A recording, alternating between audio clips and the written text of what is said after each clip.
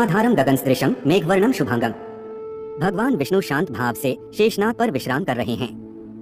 भगवान विष्णु के इस रूप को देखकर मन में ये प्रश्न उठता है कि सर्पों के राजा पर बैठकर कोई इतना शांत कैसे रह सकता है, परंतु वो तो भगवान हैं और उनके लिए सब कुछ संभव है। ईश्वर का नाम साधना की नींव है। अपने जीवन में नाम जप से शारीरिक, मानसिक एवं आध्यात्मिक दृष्टि से क्या क्या लाभ होते हैं, यह हम इस प्रस्तुति में एक पौराणिक कथा द्वारा उदाहरण सहित जानेंगे। कृपया वीडियो को पूरा देखें और चैनल को सब्सक्राइब अवश्य करें। विलंब न करते हुए आरंभ करते हैं।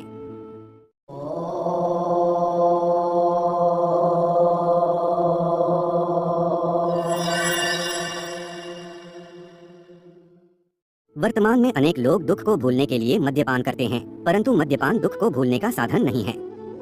दुख के परिहार के लिए नाम जप करना ही उपयुक्त है। एक बार की बात है, वैकुंठलोक में भगवान विष्णु के पास देवर्षि नारद गए और भगवान से जिज्ञासा प्रकट की। वह बोले कि हे भगवान, मैं नाम की महिमा जानना चाहता हूँ। भगवान ने कहा कि मेरे नाम की महिमा जानना चाहते हो तो मृत्युलोक में जाओ और किसी कीड़े के सम्मुख जाकर मेरे दिव्य नाम का उच्चारण करो। नारद जी मृत्युलोक में गए और देखा कि एक कीड़ा अपनी स्वाभाविक गति से रेंग रहा है। नारद जी ने उसके सम्मुख भगवान के दिव्य नाम का उच्चारण किया। कीड़ा उसी क्षण मर गया। नारद जी भगवान के पास आए और निंदा करने लगे कि भगवान, आपका दिव्य नाम सुनते ही कीड़ा तो मर गया। भगवान मुस्कुराए और कहा, मृत्युलोक में पुनः जाओ, वहाँ फूल पर तितली बैठी होगी, उसे मेरा पावन नाम सुनाओ। नारद जी मृत्युलोक में गए और देखा कि एक फूल पर मस्ती से तितली बैठी है। उसे भगवान का नाम सुनाया। तितली भी नाम सुनते ही मर गई। नारद जी फिर भगवान के पास गए और कहा कि भगवान, आपके नाम को सुनते ही तितली तो मर गई। भगवान ने कहा कि कोई बात नहीं, इस बार किसी हिरण के बच्चे को मेरा पवित्र नाम सुनाओ। नारद जी मृत्युलोक में गए और देखा कि एक नर हिरण और मादा हिरण के पास छोटा सा बच्चा खेल रहा है। नारद जी सहमे सहमे कदमों से बच्चे के पास गए और उसे भगवान का नाम सुनाया। नाम के सुनते ही वह हिरण शावक भी मर गया। नारद जी यह सब देखकर दुखित हो गए और भारी मन से भगवान के पास जाकर कहा, भगवान, यह सब मैं क्या देख रहा हूँ? आपका पवित्र नाम तो तारने वाला होना चाहिए, किंतु यहाँ तो जीव जंतु मरते जा रहे हैं। भगवान ने आश्वासन दिया कि डरने की कोई बात नहीं। एक बार मृत्युलोक में फिर से जाओ और किसी नवजात गाय के बछड़े को मेरा नाम सुनाओ। नारद जी न चाहते हुए भी भगवान के बार बार कहने पर मृत्युलोक में आए और देखा कि गाय के पास एक नवजात बछड़ा पूंछ उठाकर पूरे उल्लास से दुग्धपान कर रहा है। नारद जी डरे डरे से बछड़े के पास गए और भगवान नाम का उच्चारण किया। गाय के बछड़े की भी वही गति हुई और वह तत्क्षण मर गया। नारद जी दौड़े दौड़े भगवान के पास आए और कहा कि भगवान, बंद कीजिए अपनी यह लीला, मुझे नाम की महिमा नहीं जाननी है। आपका नामोच्चारण तो जीवों को मार रहा है, मेरी और परीक्षा मत लो।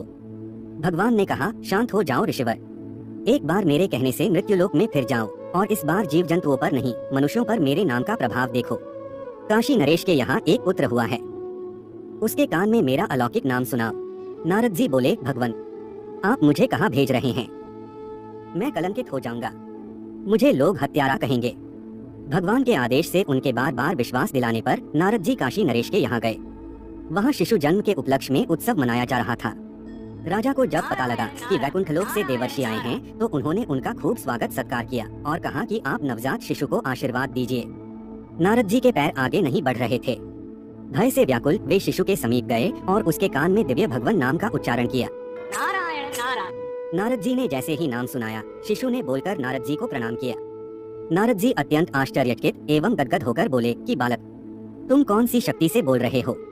उसने कहा, हे महर्षि, क्या आपने प्रभु के दिव्य नाम की महिमा एवं शक्ति नहीं पहचानी है?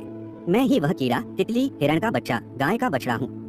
प्रभु नाम से मैं सहज ही प्राण त्यागता रहा तथा आज मनुष्य जन्म में आया हूँ। नारद जी के सब संशय दूर हो गए, उन्हें नाम की अलौकिक शक्ति का ज्ञान हो गया और वह बार बार भगवान का धन्यवाद करने लगे।